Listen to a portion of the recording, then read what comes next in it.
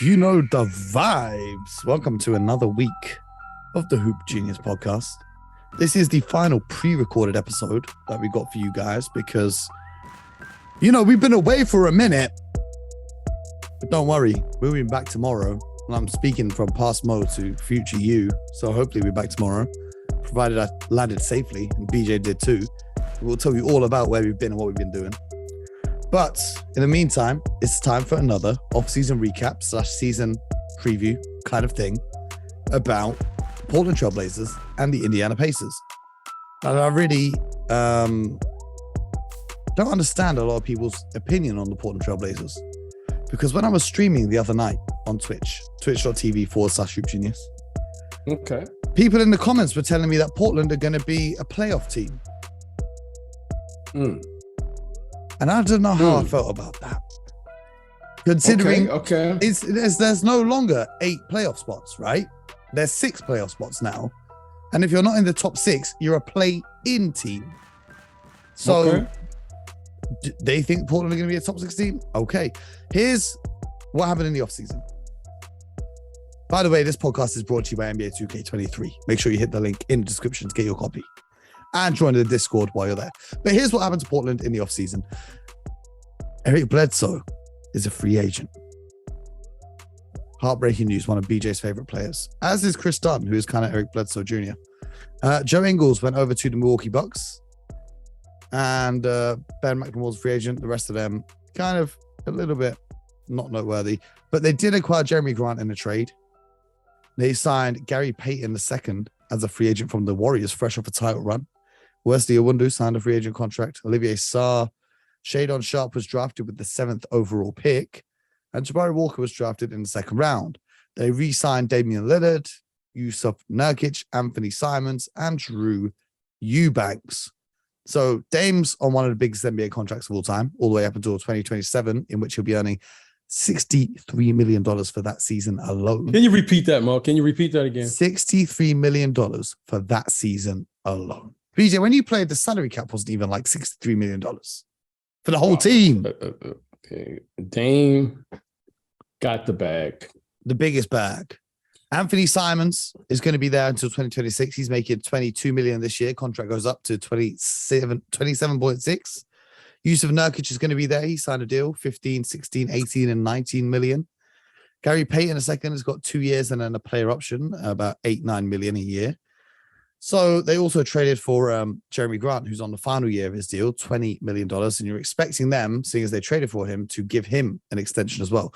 So let me ask you this, BJ. A team with Damian Lillard and Anthony Simons in the backcourt, Josh Hart at the 3, Jeremy Grant at the 4, and Yusuf Nurkic at the 5, with Gary Payton II coming off the bench, Nazir Little, Justice Winslow, Trendon Watford, Drew Eubanks. Where does this team finish in the Western Conference?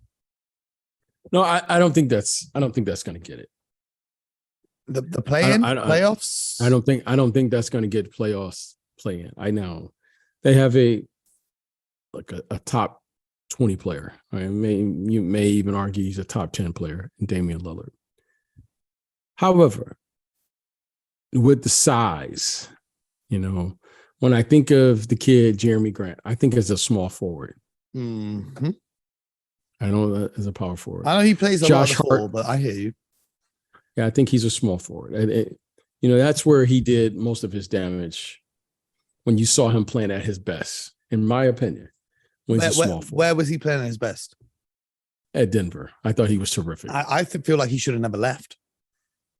But he wanted to be the man. He abided by the rules of Mo, secure the bag. He got the bag in Detroit. You cannot argue he did not get the bag. I'm not mad. I'm not mad at him. Yeah, he got to do what he's got to do. Now, so I think he's a small forward. The kids, Simons and Damian, I love size in my backcourt. Okay. We just got done talking about, my Detroit Pistons. Check out yesterday's episode. 6'5", 6'7" in the backcourt. Simons and Damian, look. Can I ask you this? Yes. For years upon years upon years, what feels like an eternity, we watched Damian Lillard and CJ McCollum in the backcourt for Portland. Yes. And every year you'd watch them and they'd be in the playoffs, but they just wouldn't be good enough. And the reason in my head was you got two guys who aren't great defenders in the backcourt. When you look at all the great backcourts, at least one of the guys can play great defense. And instead of learning from that lesson, they went and got Anthony Simons, who might be one of the worst defenders in the NBA, respectfully. Because he's not even got the size of a CJ McCollum. Well, Why are they I doing think they had this? to sign. I think they had to sign him because they, if I remember correctly, I think they drafted the kid. Mm-hmm. He has developed on their watch. And I think they got him at a really nice number. I think that's a tradable contract. I mean, honestly, that's good. As in the NBA, they would say that's a good tradable contract. Yeah, but I think I could see him maybe more as a sixth man and starting with Gary Payton alongside Dame. Well, you can figure out. I think Chauncey, Coach Billups will figure all of that out. However, those five that you told me, I didn't think that was a good combination. But Anthony Simons coming off my bench, wow, I like that. Yeah, I like that. Damian Lillard and a bigger guard starting, I like that too. Mm-hmm. So Josh Hart at a three position, he's great rebounding for his size. I think he should be. I think he's a two. If you put Josh Hart at the two, I like that. And then who do you put at a three? You know what I mean? There's like a little gap. Grant. I put Grant at the three. I put Grant at the three. And then who do you put in at the four? You see, they're a player short, whichever way you chop it up. Listen, to really be a playoff team. You know what I mean? But we don't know, are they going to play small? If you got Grant and somebody else that's 6'8", 6'9", who else is on their roster? Nurkic is, or not Nurkic. 6'9", but he's that listen, big. You can't have a steady diet of Nurkic playing in today's game because people are going to go small. Mm-hmm. Which are going to exploit him and put him in screen roll. So again, if you just said Jeremy Grant is just going to play all three, then I would argue you're not utilizing his greatest asset, which is his versatility and what he can bring, because he can play the four. So he can play small ball as a small four or even four in today's game. However, they have to have some type of big, athletic big that they can slide in there that can play the 4 and the 5 to be able to play in today's game, because you're going to see some teams are going to have bigs like Jokic and Joel Embiid and those guys. And then other guys are going to have tall, athletic guys like Cleveland, Orlando. Then you have the Warriors now. They're going to be big with this kid Wiseman. Okay. So they're all of a sudden now they go from being a small ball team with Kevon, what you call him? Kevon Looney. What do you call him? Hakeem Olajuwon. Yeah. Moses Maloney. Yeah. With him and Draymond. And then suddenly they're Kaloon Abdul-Jabbar. Yeah, exactly. So I just think you have to be versatile enough. And I think Jeremy Grant will give them that versatility. Mm-hmm. However, they're going to need some of these guys to step up. But I would be very worried if I had to start a small backcourt, especially in the Western Conference. Mm-hmm. So where do you see them finishing this season? I think if they can be hovering anywhere from 6 to 10, so I think that's a successful season. Sure. Yeah, play into. Yeah, I think that's where they're going to be.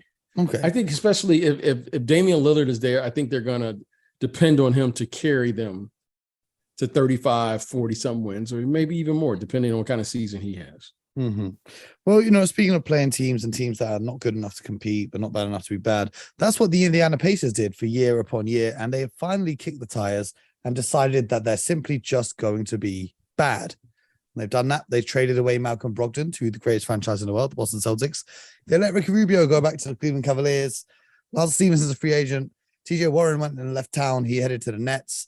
And instead, they've got in a bunch of guys, most notably Benedict Mathurin, the number 6 pick in the 2022 NBA draft, and Daniel Tice, obviously from the Celtics, and they signed Jalen Smith from the Phoenix Suns, who's interesting as a floor spacing big man. Interesting prospect. The question everyone wants to know, and the question which, because this episode is pre-recorded, might be answered by the time you're listening to the show, but do you see Buddy Hield and Miles Turner being traded from this team? Because they're two players who, first of all, have the two highest salaries on a team. But second of all, they are players who want to be on contending teams. Miles Turner is in the final year, $18 million a year of his contract, age 26. Buddy Hield has 2 years left, but he has a declining salary. He has 21 million this year and then 19 million the year after. They're the two odd one outs from this roster where everyone else you look at and you would assume they're on a tanking team. But Buddy Hield can shoot the ball with the best of them. Miles Turner blocks the most shots in the NBA. And contending teams could really use them. The name that floats around is the Lakers. PJ, how do you see this season shaking out for these guys? Do you think they're going to stay? Do you think they're going to go? What's the deal? All right, I want to be distracted a little bit because, living out here in LA, it's kind of like the blame game. We're blaming, right? And the blame has been placed, and it seems to be in vogue now to place it all on Russell Westbrook. I know. Okay. How many games did Russell play last year? Well, most of them. How many games did he? Almost all of them. Yeah. What he played? 80 games last year? Is that what he played? Something like that. Right. Something like that. He played like 78, I think, off the top of 78, something like that. Okay.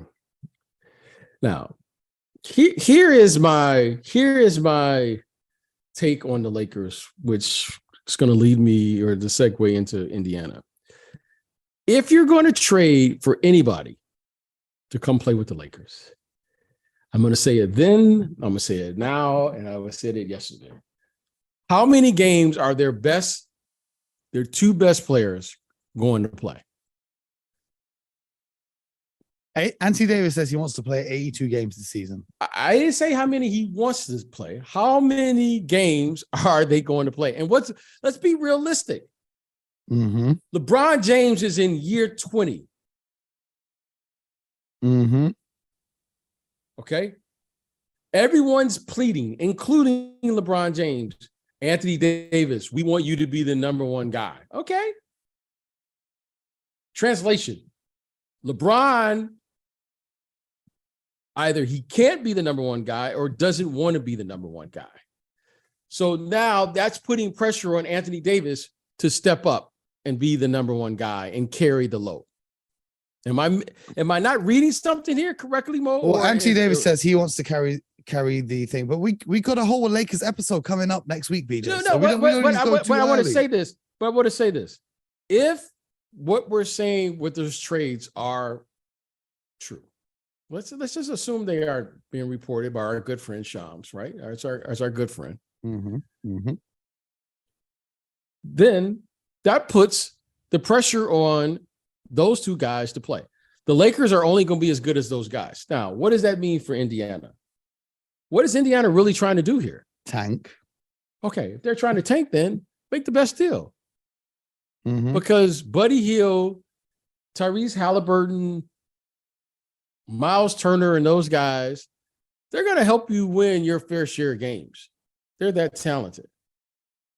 Mm-hmm. But whoever you trade them to, in particular LA, well, you better make sure that they're best players, because I don't think those guys, no one's expecting them to lead them to the Eastern Conference. But then suddenly when they come here to the Western Conference, they are a championship.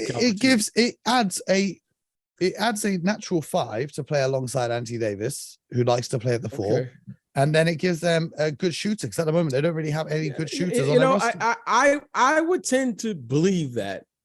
However, I saw the LA Lakers not re-sign JaVale McGee Mm-hmm. and Dwight Howard. And they just won a championship. And then Kentavious Caldwell-Pope was on the roster, and they traded him.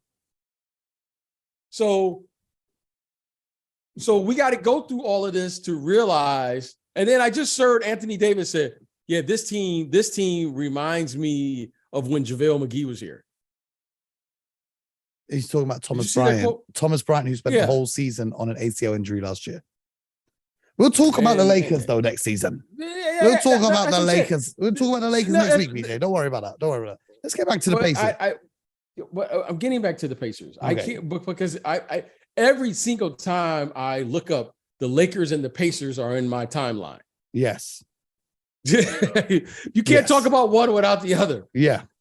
The Pacers, if you're going to make the deal, which works for the Pacers, clearly. I think the Pacers are ready to do the deal.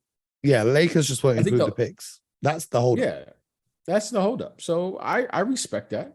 I don't know really what we should expect if Anthony Davis and LeBron James aren't fully healthy. And again, I'm going to say it. I don't know what to expect from a player that has this many miles on his body when talking to LeBron James. I don't know what to expect. Like, just give me what you got. Whatever he gives, I'll take it. Like, okay, he got 50 games, great. But all right, so that puts all that pressure on Anthony Davis. Based on what I've seen over the last 3-4, well, basically his whole career.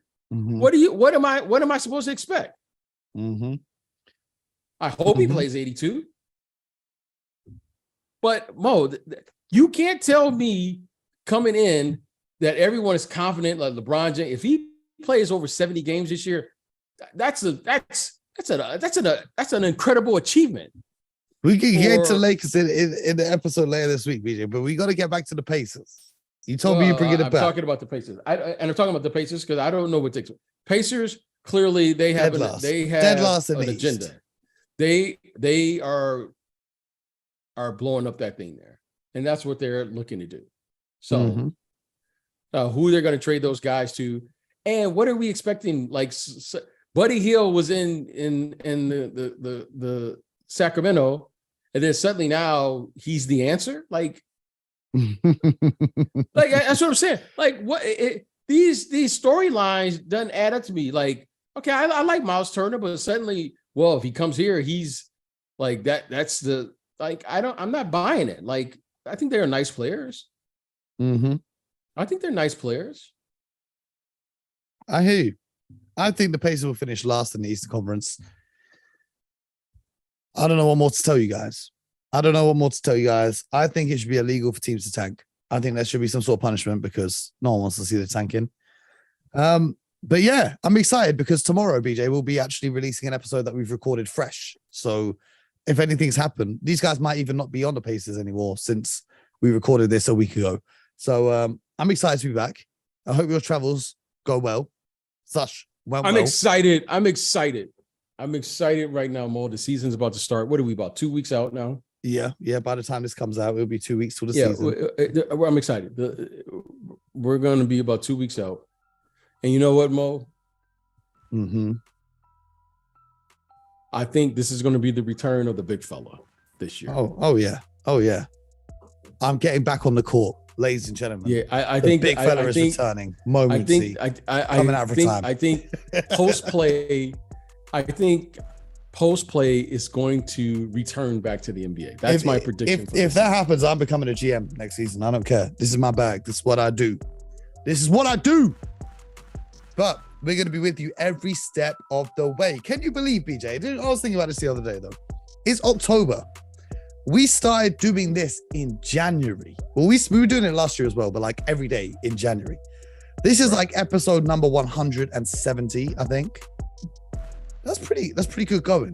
171. That's pretty good going. You know what I mean? I got to do what I do. 200's coming soon. 200's coming soon. We got to do something special for 200.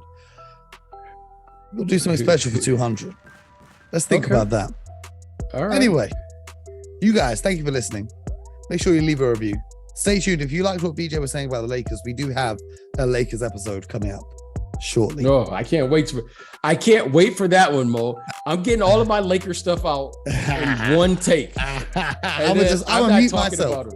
I'm gonna mute myself and let BJ go off. And then we got all the other teams. Let's have a look at which other teams are still left to come in this little series that we've done. We still have the New York Knicks, the Washington Wizards, the Los Angeles Lakers, and the Sacramento Kings. So we'll see you guys nice and early tomorrow morning. Until then, make sure you subscribe, tell a friend, leave a review, leave a rating, and all that good stuff that I tell you in every episode. Most importantly, get buckets.